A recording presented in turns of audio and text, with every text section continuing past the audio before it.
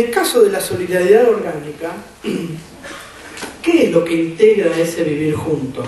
¿No? Piensen que ¿en qué sociedades se da la solidaridad orgánica? Si la otra se da en las primitivas, como dijo el compañero, en estas, ¿cuáles se van a hacer? Las modernas. Las no primitivas, modernas.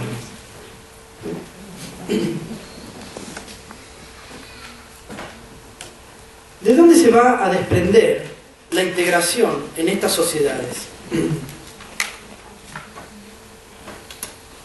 ¿Cómo? Estoy leyendo lo que dice ahí. ¿De dónde se desprende la cohesión social de las diferencias funcionales entre los individuos? Hay un sistema de funciones especiales y diferenciadas que generan relaciones bastante definidas.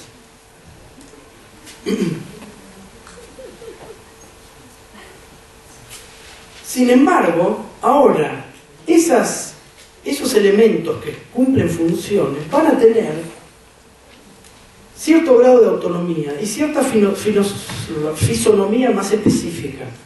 Ya no va a ser un conjunto indiferenciado de mecanismos, sino que funcionalmente, dado que es una sociedad más compleja, funcionalmente va a haber distintos niveles en los cuales esos mecanismos van a estar funcionando. Y que haya distintos niveles implica que cada mecanismo va a tener una especificidad funcional. De nuevo, eso lo podemos vincular con argumentos weberianos en relación a la idea de especialización, de cómo la vida moderna se va diferenciando en distintas esferas de la vida, mundos de la vida. Por lo tanto, esos sujetos que tienen un grado un poco más específico de autonomía, que desarrollan una diferenciación funcional ya más compleja, van a tener un grado de... bueno, no sé, ahora sí me cambiaron la pantalla por papel. Un grado de autonomía y de libertad, si se quiere, que no existe en esa solidaridad mecánica. Es decir, que esa crisis del mundo moderno, que implica una solidaridad distinta, implica un margen más amplio de libertades individuos, y por lo tanto va a implicar que se necesita un orden, un nuevo orden, que limite esas ambiciones de ser feliz, etcétera, de las que veníamos hablando. La solidaridad orgánica es el lazo que tiene que generarse para que esos individuos que quieren ser felices no terminen matándose entre ellos. Que por otra parte es un poco la realidad que está viendo Durkheim en la Francia de fin del siglo XIX, ¿no? Inestabilidad política, inestabilidad social. Es decir que ahora ya eso que antes veíamos como creencia y que ahora pasa a llamarse conciencia colectiva, deja un margen de acción propia, deja un espacio para el individuo. Durkheim a esa conciencia colectiva. Eso lo van a encontrar en la página 104 de la División del Trabajo Social, que es uno de los textos que ustedes tienen para leer. Y Durkheim dice lo siguiente, ¿no? Cuando define conciencia colectiva: el conjunto de creencias y sentimientos comunes al término medio de los miembros de una sociedad. Conjunto de creencias y sentimientos comunes. ¿No? Es decir, la conciencia colectiva es algo que compartimos quienes vivimos en una determinada sociedad.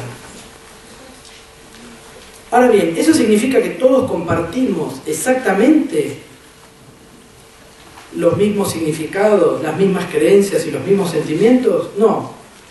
Dado que esos sujetos tienen un grado de acción que les es propio, son los sentimientos comunes al término medio de los miembros de una sociedad, dice Durkheim. ¿Sí? ¿Qué significa término medio en ese caso? O aquellos que hayan visto algo de estadística, la media. ¿Qué significa? ¿Qué les parece que puede significar? ¿Cómo? está ligado a la idea del promedio, ¿sí? El término medio de esa sociedad comparte valores, sentimientos, creencias, que es lo que Durkheim llama conciencia colectiva,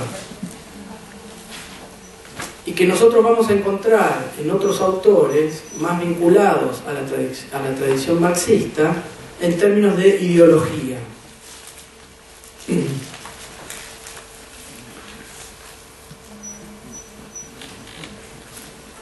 Esa conciencia colectiva es afectada por la división del trabajo social. Ustedes fíjense, estamos hablando de las presiones del capitalismo sobre una determinada forma de solidaridad mecánica. Esas presiones del capitalismo que generan que aquello que funcionaba como el mecanismo de un reloj pase a tener un grado de especificidad, un grado de especialización más amplio. Y ese grado de especialización le deja al sujeto un margen de conducta que le es propio.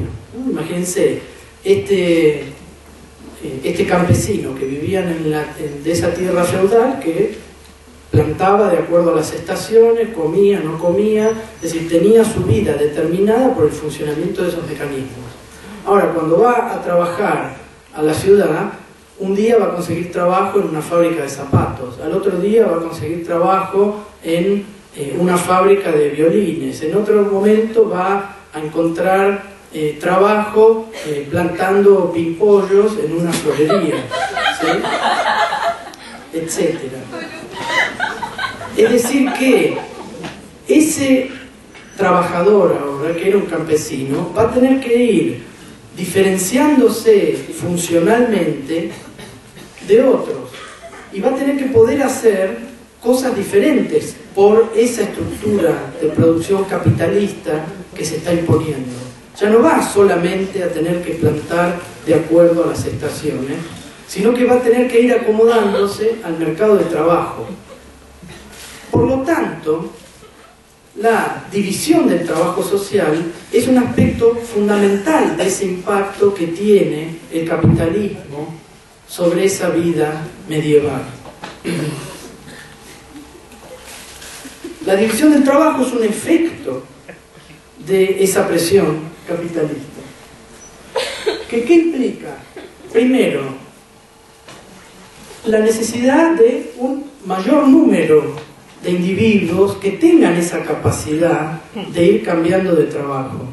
Porque ¿qué va a suceder si no tienen esa capacidad de fabricar zapatos, fabricar violines, muebles, otro día trabajar limpiando terrenos, etcétera?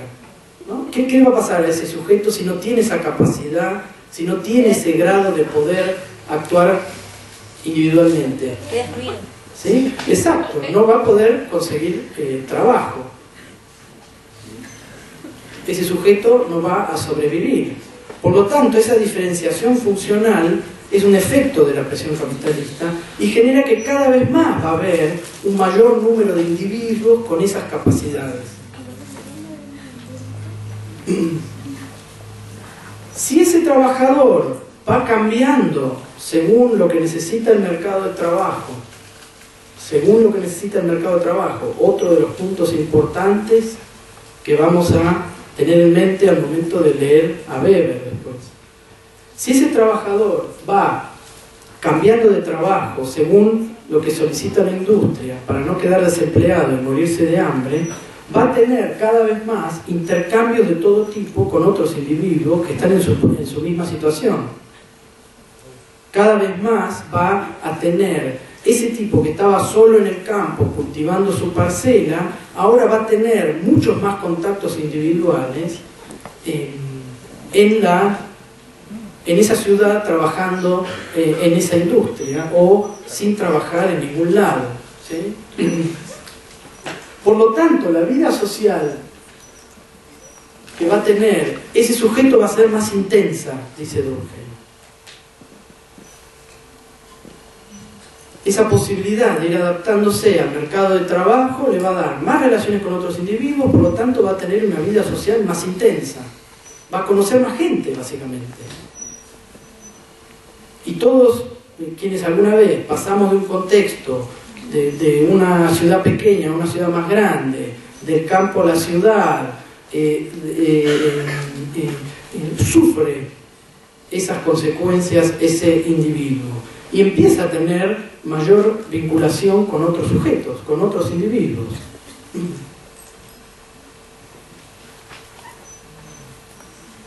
Esa vinculación con otros individuos va a haber momentos en que va a generar relaciones de cooperación entre ellos, ¿sí? Entonces, me quedé sin trabajo, trabajo en una empresa, me quedé sin trabajo, pero cuando trabajé en esa empresa conocí a otro individuo que ahora tiene un trabajo en la empresa B en lugar de la empresa A, por lo tanto voy a tener ese contacto para entrar en esa otra empresa, ¿no? Y así sucesivamente, ¿no? El dicho de que uno no encuentra trabajo, no encuentra trabajo, no encuentra trabajo. Cuando encuentra un trabajo, por más malo que sea, ahí empiezan a llover ofertas laborales generalmente, ¿no? Es una ley de Murphy. Uno no consigue trabajo, consigue un trabajo y ahí empiezan a caerle ofertas de trabajo mejores, peor, y uno no sabe qué hacer, si ese trabajo que tiene, por eso es un poco mejor o no. Es decir que, en definitiva, ese mundo moderno, ¿no?, que está generando toda esa crisis en el sujeto, fíjense cómo Durkheim acá les está mostrando una cara distinta de esa crisis, ¿no? El sujeto tiene más vida social, tiene una vida social más intensa, que le genera redes de cooperación. Ese sujeto va a tener una necesidad menor de luchar por la vida que tenía ese campesino cultivando su parcela de tierra, que se enfermaba, que nadie respondía por él, ¿sí?, y que estaba solo en el campo.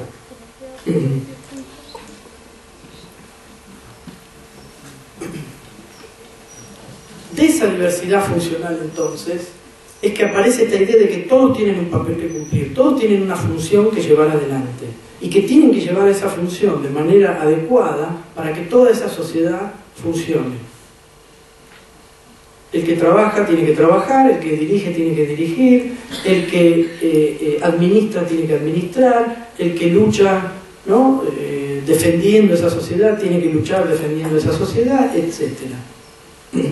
Cada uno, dentro de ese margen de acción individual que va a tener, debe cumplir una función. Esa diferenciación funcional es a lo que Durkheim hace referencia cuando habla de la división del trabajo social, que, como les decía antes, afecta las conciencias colectivas. Fíjense cómo la vida de esos individuos que está describiendo Durkheim se hace mucho más compleja. Genera oportunidades y cierra otras posibilidades. ¿Sí? Irrumpe en la vida de ese campesino y lo transforma en algo distinto. ¿Qué hace esa conciencia colectiva? Fíjense que nosotros habíamos empezado la reunión de hoy hablando de esta primera idea de Durkheim, en el cual la sociedad determinaba la vida de los sujetos, determinaba las conductas de los sujetos. Fíjense cómo Durkheim está pensando entonces a la conciencia colectiva como aquello que es externo al sujeto, porque está en todos nosotros, pero al mismo tiempo no está en ninguno de nosotros específicamente, por lo tanto es externo a nosotros, es la sociedad la que genera esa presión sobre el individuo, y eso logra atenuar los efectos individualizantes que tiene la vida capitalista. Es decir, si la pregunta es, ante la crisis que genera la presión capitalista sobre el mundo feudal, sobre el mundo medieval, genera individuos egoístas que persiguen su felicidad, es la misma sociedad la que va a generar esa conciencia colectiva que atenúa esos efectos individualizantes y egoístas.